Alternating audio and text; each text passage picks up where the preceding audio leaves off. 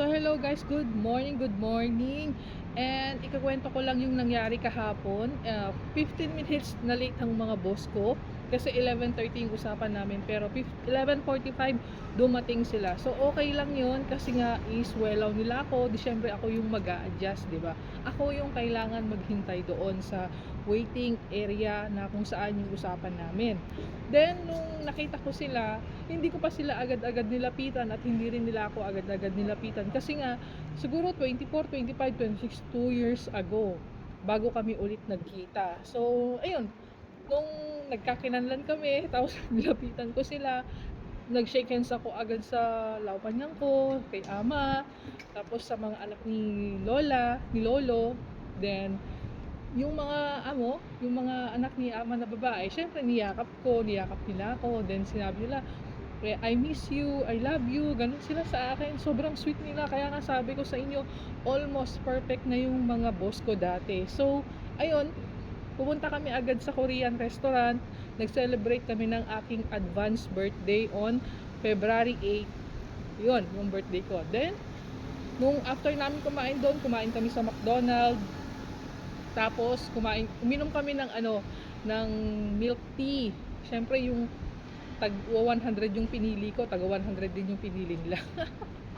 Syempre, and marami silang binigay sa akin na pasalubong.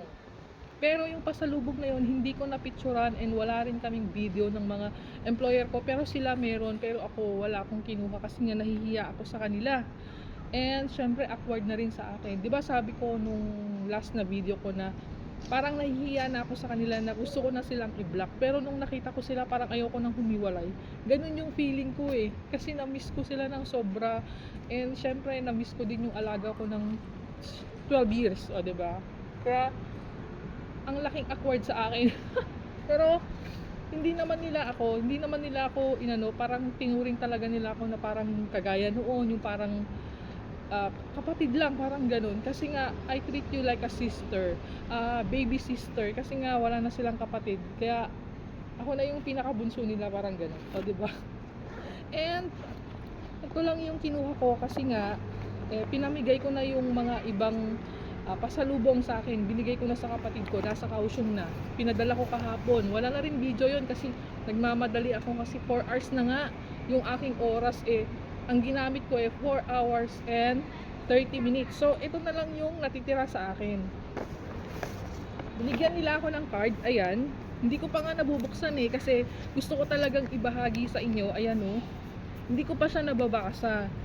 And siguro babasahin ko na lang mag-isa, hindi ko na i-share sa inyo. And ayan, lagi akong binibigyan ng card kapag birthday ko, or December ganyan, or February ganyan, na Chinese New Year. Every time yan may card ako. Kaya lahat ng card na binibigay sa akin nakaipon, talagang tinago ko. And may binigay sila sa akin na unexpected na hompaw. Ayan gusto ko rin ibahagi sa inyo kasi nga is part kayo ng aking journey. Kayo yung aking inspirasyon. So gusto kong ibahagi sa inyo. Gusto niyo bang makita? Syempre gusto ko rin makita kasi nga hindi ko talaga to binuksan. Kumbaga sabay-sabay nating buksan. Maliit man to o malaki, kailangan maging masaya tayo, 'di ba? Kaya buksan natin. Tara! Ano to? Pera, 'di ba? Ayan.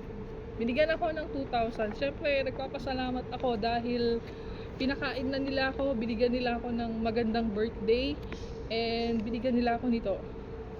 Syempre, naiyak ako. And walang magagawa kasi nga sabi ko pa nga sa kanila, baka mag for good na ako next year kasi baka hindi na ako i-rehire ng employer ko, kasi nga is alam niyo na, 'di ba, kuripot yung employer ko, masungit, ganyan. And ewan ko, basta ganun. Kaya sabi ko baka uwi na ako next year. Nalungkot sila kasi ganun nga. Tapos hindi ka na ba pwedeng mag-extend, sabi sa akin ni ama. Sabi ko hindi na po pwede kasi 15 years na po ako, 14 years na ako on September. on 2027, 15 years na po ako. Sabi ko, kung i-rehire nila ako, salamat. Pag hindi nila ako i-rehire, salamat pa rin. At least, ako, nakilala ko kayo at nakasama ko kayo dito sa Taiwan. Kayo yung magandang halimbawa na employer na sobrang bait. Sabi ko na wala na akong mahihiling pa. Talagang sila yung mga employer ko na mahal ko. Ganun. Siyempre, ang dami namin pinagsamahan, bonding sa 12 years na yun. Kaya, ayun,